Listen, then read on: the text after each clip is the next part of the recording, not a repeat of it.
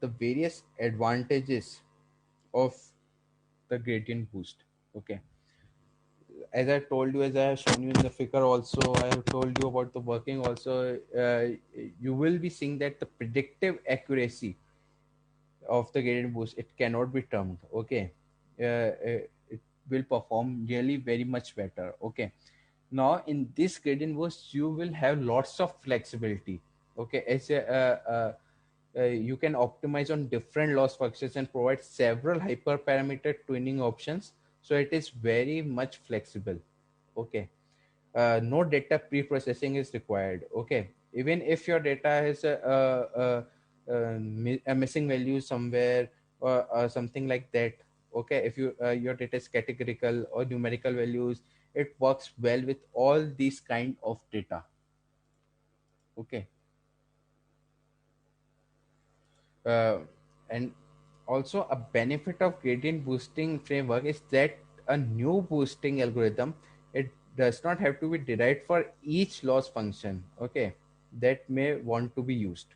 Instead, it is a generic framework. As I told you, that you can use any loss function that is differentiable. You can use it by your own.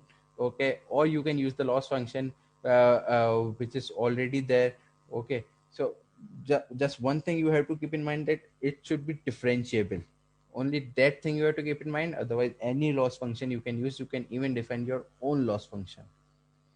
Okay, now we will see some of the disadvantages of the gradient boost.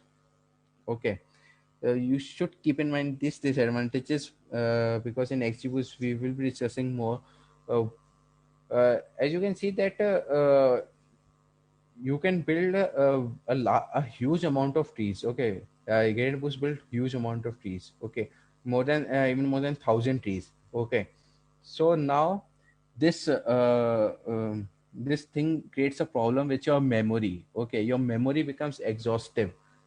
Okay, while building more and more trees, your memory is really becoming very exhaustive, and even it's taking too much time. Okay, I have one figure with me in the XUs. I will show you that figure, that gradient boost takes really a hell amount of time in computing the results. Okay, another thing, you can see that I have told you that it tends to overfit the data. Okay, that we have already dealt with, that it tries to overfit your data set. Okay, and it also overemphasize your outliers. Okay, if you have outliers in your data set, then you should pre-process your data set first, and remove those outliers. Okay, next thing is that the high flexibility results in many parameters that interact and influence heavily the behavior of the approach, that such as the number of iterations, the depth regularization parameters. That requires really a large grid tuning. Okay, grid search tuning. Now they are less interpretive in nature, although this is easily addressed with various tools.